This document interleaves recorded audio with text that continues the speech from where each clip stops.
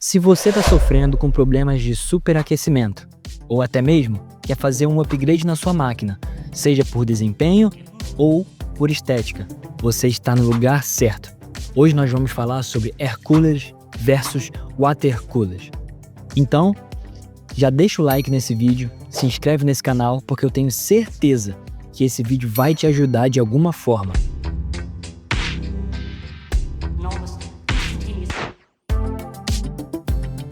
Aqui é o Daniel do Daniel Hardware e hoje eu vou te explicar a diferença de Water Cooler para Air Cooler. Então, se você ficar até o final, eu tenho certeza que você vai aproveitar alguma informação que eu te der nesse vídeo, seja para o seu upgrade ou até mesmo para que você tenha mais conhecimento sobre refrigeração de computadores. O que é um Air Cooler? O Air Cooler é um tipo de sistema de resfriamento para processadores que usa o ar para dissipar o calor gerado pelo CPU. Ele é o método mais comum e tradicional de resfriamento, sendo utilizado tanto em computadores de entrada quanto em setups de alto desempenho. Como funciona um Air Cooler? Ele funciona com um princípio simples, é a transferência de calor. O calor gerado pelo processador precisa ser transferido para um dissipador de metal, onde será resfriado por uma ou mais ventoinhas, que expulsam o calor para fora do cooler.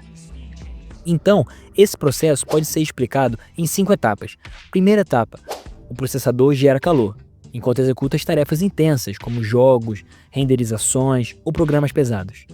Segunda etapa, a base metálica do cooler, geralmente feita de cobre ou alumínio, entra em contato direto com a superfície do processador, absorvendo esse calor. Terceira etapa, os heat pipes, que são os tubos de calor, transformam essa energia térmica para o dissipador de metal. Quarta etapa, a ventoinha do Air Cooler sopra ar frio sobre o dissipador, removendo o calor e ajudando a manter as temperaturas baixas. Quinta etapa, o ar quente é dissipado para fora do gabinete através das ventoinhas do próprio cooler e do fluxo de ar do gabinete. Quais são os principais componentes de um Air Cooler? Temos a base de contato, temos os heat pipes, o dissipador de calor e a ventoinha. A base de contato é a parte que toca diretamente o processador, e ela pode ser feita de cobre ou de alumínio, como já foi mencionado anteriormente, por conta que esses materiais são bons condutores de calor. Algumas bases já vêm com pasta térmica pré-aplicada, ajudando na melhor transferência de calor. Os heat pipes, ou tubos de calor, são tubos metálicos preenchidos com um fluido especial, que ajuda a transferir calor mais rapidamente do processador para o dissipador. Quanto mais heat pipes um cooler tiver, melhor a sua dissipação térmica. Dissipador de calor é um bloco metálico feito de alumínio ou cobre, com várias aletas para aumentar a superfície de dissipação. O calor do heat pipe se espalha por essas aletas, onde será resfriada pela ventoinha. E por fim, a ventoinha, ou fan, é responsável por resfriar o dissipador e expulsar o calor acumulado. Ela pode ser medida em milímetros. Os tamanhos mais comuns são 92 mm, 120 mm ou 140 mm. Temos os Air Coolers de torre única, onde só existe um bloco de dissipação. E também temos os Air Coolers de torre dupla, possuindo 2 blocos de dissipação e 2 ventoinhas, oferecendo uma dissipação térmica maior. E também temos os Air Coolers Low Profile, que são os compactos. São menores e são projetados para gabinetes super compactos. Quais são as vantagens e desvantagens do Air Cooler? Bom, as vantagens. Ele é mais barato do que um Water Cooler, na maioria dos casos. A sua instalação é mais fácil. Ele tem uma alta durabilidade, podendo durar mais de 10 anos sem problema. E tem um menor risco de falhas, pois não há líquido que possa vazar. Suas desvantagens. Pode ser volumoso e interferir na instalação de memórias RAM, ou até mesmo podem existir gabinetes onde não caiba esse Air Cooler, fazendo-se necessário o upgrade para o novo gabinete.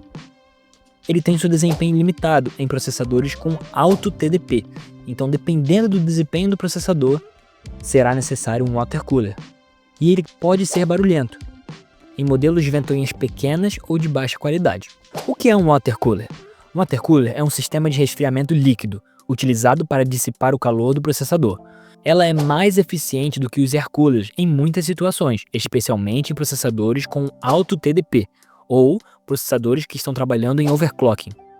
Diferente dos air coolers, que usam dissipadores metálicos e ventoinhas para resfriar o processador diretamente, o water cooler utiliza um círculo fechado de líquido para transferir o calor para um radiador, onde ele é resfriado por ventoinhas. Como funciona o water cooler? Também podemos falar do seu funcionamento em 5 etapas. Primeiro, o calor do processador é transferido para o water block, um bloco metálico cheio de líquido que faz contato direto com o processador. Segunda etapa, a bomba do water cooler movimenta o líquido resfriador, fazendo circular pelo sistema. Terceira etapa, o líquido quente é transportado através das mangueiras para o radiador. Quarta etapa, no radiador, as ventoinhas dissipam o calor acumulado no líquido, resfriando. Quinta e última etapa, o líquido resfriado volta para o water block e o processo se repete continuamente. Curiosidade: o líquido dentro do water cooler não é apenas água comum, ele contém aditivos para evitar corrosão e garantir uma circulação eficiente. O water cooler tem 4 principais componentes: bloco de contato, bomba, mangueiras, radiador e ventoinhas. O bloco de contato, o water block, é a parte metálica, geralmente de cobre ou alumínio, que fica em contato com o processador. Ele absorve o calor gerado pela CPU e transfere para o líquido interno. A bomba é um componente responsável por movimentar o líquido pelo sistema, geralmente embutida no water block, nos modelos All-in-One. Mangueiras, tubos responsáveis por transportar o líquido do water block para o radiador e vice-versa. Normalmente são reforçados para evitar vazamentos. O radiador é um bloco metálico cheio de pequenas passagens internas por onde o líquido quente circula.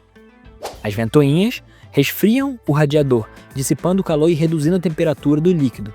Os tamanhos comuns dos radiadores são 120 mm, 240 mm ou 360 mm. Dica: quanto maior o radiador, melhor a capacidade de dissipação térmica, mas também maior o espaço necessário no gabinete. Quais são as vantagens do water cooler? Maior eficiência térmica. Dissipa o calor mais rápido do que um air cooler, ideal para processadores potentes. Sua estética é melhor. Muitos modelos têm iluminação RGB e design futurista. Menos espaço na placa-mãe. Diferente dos air coolers grandes, o water block ocupa pouco espaço. Menos ruído em modelos grandes. Radiadores maiores permitem ventoinhas rodando mais devagar. Suas desvantagens. Ele é mais caro. Um bom water cooler pode custar o dobro ou mais que um air cooler de alta qualidade. Tem risco de vazamento, pequeno, mas possível, especialmente em sistemas customizados. Maior complexidade na instalação, exige mais atenção do instalador. Menor vida útil da bomba. Bombas de water cooler podem falhar depois de 3 a 5 anos. Quando eu vou usar um water cooler? Quando eu tiver um processador de alto desempenho, normalmente acima de 120 watts. Quando eu quero trabalhar com overclocking.